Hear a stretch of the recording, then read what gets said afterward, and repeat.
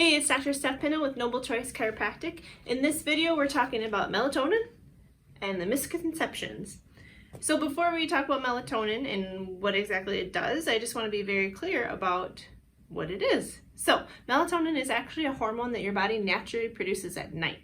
The way it works is when the sun goes down, darkness falls, your body naturally produces more melatonin.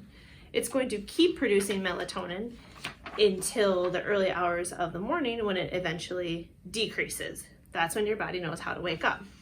So I've got a nice chart here, a graph if you will, of what exactly the cycle of melatonin looks like. So you can see noon to 6, very low levels. When night falls, it's time to go to bed, it increases, and then it decreases, waking you back up.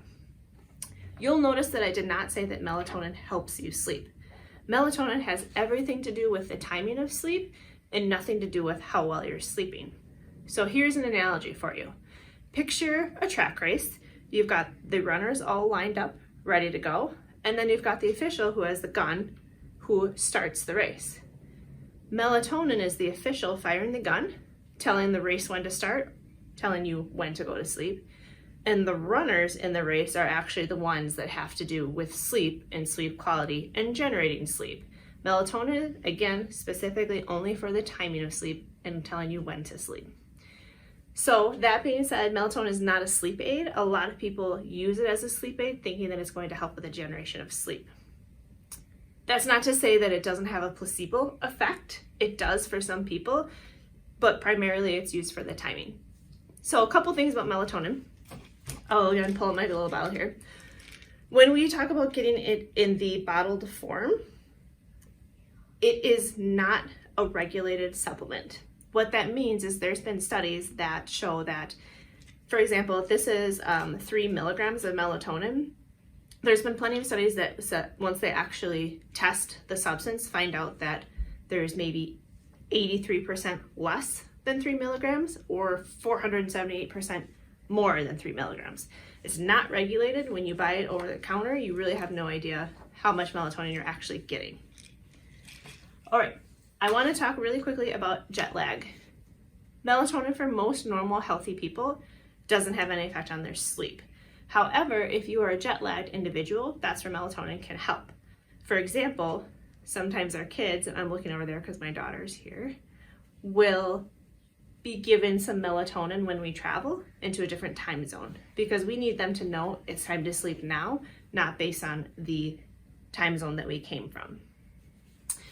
So the thing with jet lag is when you fly to a different time zone, your body, the part of the brain that actually tells you when to sleep and produces the melatonin, will eventually catch up to the new time zone based on when sunrise and sunset are. But it can only readjust about an hour per day. So let's say you're flying to London, which is maybe like an 8-hour difference from here in Wisconsin. It's gonna take you 8 days to naturally readjust. That's when people are taking melatonin to help with that change.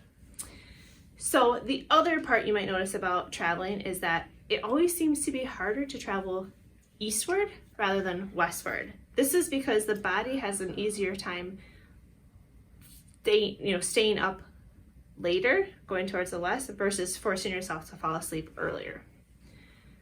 Along with jet lag, that's when we start thinking about the people flying our planes, right? So the air cabin crews. There's been a couple of studies about pilots and air cabin crews with some detrimental effects of jet lag.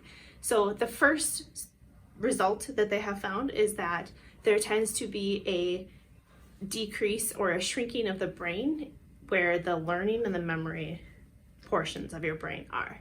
The second alarming result is that short-term memory is also impaired. A third thing that different studies have shown is that air cabin crew tend to have higher incidences of cancer and type 2 diabetes than the normal population. So it's not really any surprise that those people would want to use melatonin to sleep.